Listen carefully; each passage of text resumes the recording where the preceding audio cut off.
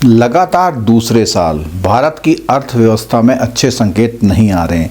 RBI जो अपने आंकड़े 7 से ऊपर के जारी करता था, जिसको हम प्रोजेक्टेड जीडीपी बोलते हैं, हर बार 0.9 से यानी कि 1% के आसपास डाउन कर रहा है। यानी जो प्रोजेक्शन है वो पूरा नहीं हो रहा है। दोस्तों, जो लोग जीडीपी के बारे में जानना चाहते हैं वो मेरे इस वीडियो को देख करके जीडीपी के मेन कॉन्सेप्ट को समझ सकते हैं। और इस संबंध में हमारे देश का सबसे बड़ा लेंडर बैंक एसबीआई और उसके साथ आरबीआई भी आया है, उसने भी कंसर्न जताया है कि कुछ तो गड़बड़ है। दोस्तों, इसके साथ अभी रिसेंटली इंटरनेशनल मॉनेटरी फंड ने भी ये जारी कर दिया है कि भारत की जीडीपी के आंकड़े इस बार कम रहने वाले।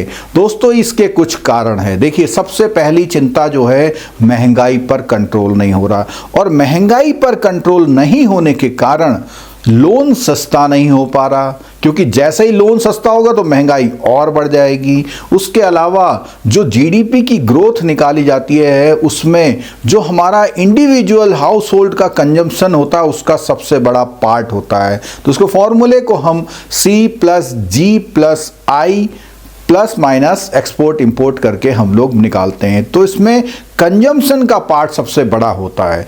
इस कंजम्पशन का पार्ट बड़ा होने का मतलब है लोगों के पास पैसा होना चाहिए और वो खर्च करने जाएं। वो खर्च करने दो कारणों से जा सकते हैं। एक तो उनके पास अथाह पैसा हो, या फिर चीज़ें जो हैं महंगी ना मिले, उनके मुनासिब रेटों पर अगर मिलती हैं तो दोस्तों, इन दोनों ही बातों का कंट्राडिक्शन हो रहा है।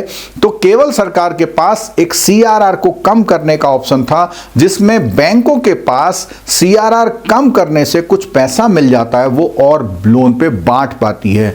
अभी 4.5 से 4% आरबीआई ने पिछली मॉनेटरी पॉलिसी की मीटिंग में इसको अनाउंस भी कर दिया था।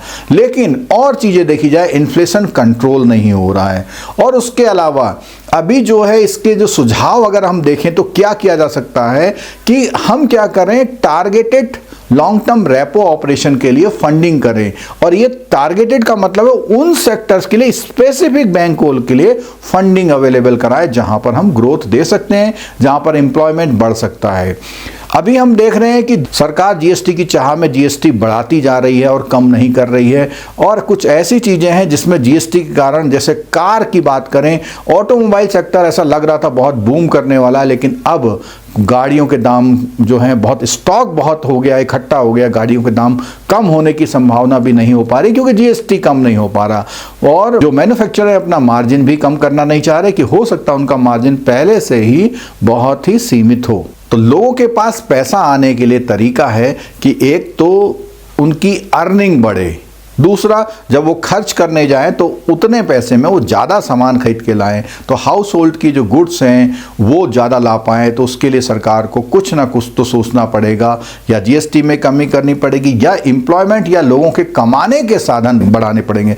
कमाने के साधन जैसे ही बढ़ेंगे तो ऑटोमेटिक जीडीपी की ग्रोथ दिखने लग जाएगी। दोस्तों, इससे पहले हम आगे बढ़ें, आपको बता दें, अगर आप जेआईबी सीआईबी की तैयारी कर रहे हैं और अगर आप बैंकर हैं तो ये इन्फॉर्मेशन आपके लिए बहुत इंपॉर्टेंट है। जो हमारा इंटरैक्टिव लाइव बैच है दोस्तों, जो जेआईबी का है, 19,999 का बैच है, उस बैच में एमसीक्यू की क्लासेस और रिकॉर्डेड क्लासेस आपको मिल रही हैं, जो कि 4,999 का चल रहा था। लेकिन अभी रजिस्ट्रेशन के दौरान आपको 1,000 का स्पेशल डिस्काउंट यहाँ पर मिल जाएगा, और ये आप अभी करा सकते हैं 3,999 में, जिसका लिंक नीचे डिस्क्रिप्शन बॉक्स में दिया गया है। जो लोग सीआईबी की तैयारी कर रहे हैं तो उसमें एमसीक्यू और केस स्टडी जो कि सर की स्पेसिफिक डेवलप की गई हैं, उसके साथ रिकॉर्डेड आपको जो भी लाइव क्लासेस होंगी पूरी, वो टीम जो है आपको पूरा लाइव कोर्स कराएगी। और उसके साथ साथ ये जो कोर्स है 24,999 का, जो कि आपको 5,999 में मिल रहा था, अभी रजिस्ट्रेशन के दौरान अगर आप करेंगे तो आपको 4,999 में मिल जाएगा।